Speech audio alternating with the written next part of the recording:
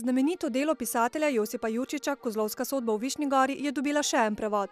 Odslej bodo lahko to humoresko brali tudi grško govoreči.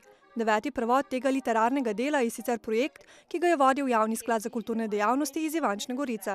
Leta 2009, ko sem še delala na območni izpostavi Javnega sklada za kulturne dejavnosti v Ivančni Gorici, se mi je zdelo, da bi vse te številne umetnike in kulturnike, ki ustvarjajo znotraj te izpostave, vključila v en širši projekt, tako da sem poiskala neko zanimivo literarno besedilo Josipa Jurčiča, ki se mi je zdel dovolj sodoben in aktualen, da bi ga lahko predstavili tudi bralcem v tujini.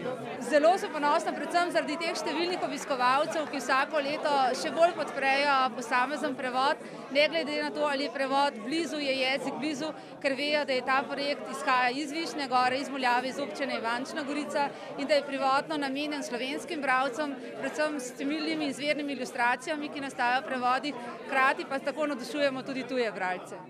Višnjani pa niso ponosni le na nov prevod literarnega dela, ki je postavljen v njihov kraj, temveč tudi na to, da so tako prevod kot ilustracije v njem plod domačinov. Ilustrator in prevajalka, oba sta iz Višnje Gore. In seveda, na to smo pa še posebej ponosni. Višnja Gora je po srcu izredno velika. In jaz le mislim, da bomo prevod naredili tudi v kitajščini, kajti kitajska je pa tako velika, da nam pa ne more faliti, res ne. Avtorica prevoda je poklicna igralka Lojska Vajanos, ki se ukvarja tudi s prevajanjem. Po materi je Višnjanka, sicer pa že od svojega 8. leta živi in ustvarja predvsem v Grčiji. Je težko, ampak veste kaj, to sem rekla, sem tako uživala, da sem pozabila trud. Za mene je bilo res, kot da sem nekaj iz francoščine isti cajt prevajala in to je bilo za mene res en lep odmor.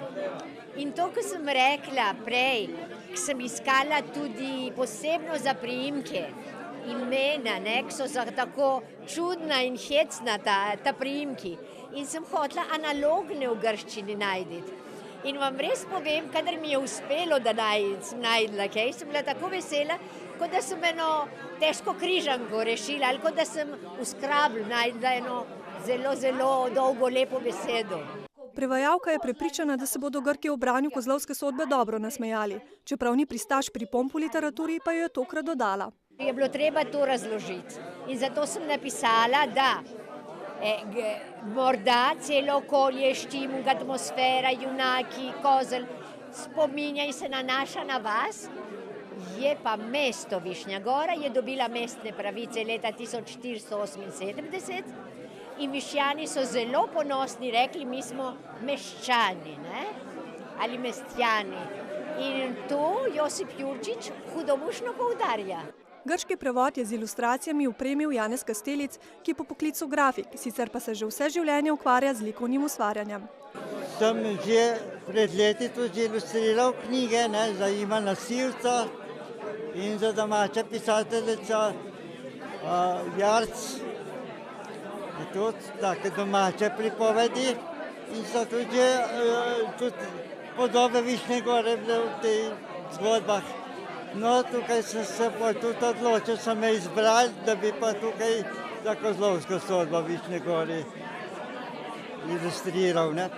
Tokrat je uporabil tehniko perorisba. Delo vključuje 26 risb, od tega jih je 14 na ogled v Ivanški mestni hiši. Grški prevod Kozlovske sodbe je sicer izšel v 300 izvodih. Sicer pa s tem prevajanja leta 1867 napisanega dela še ni konec.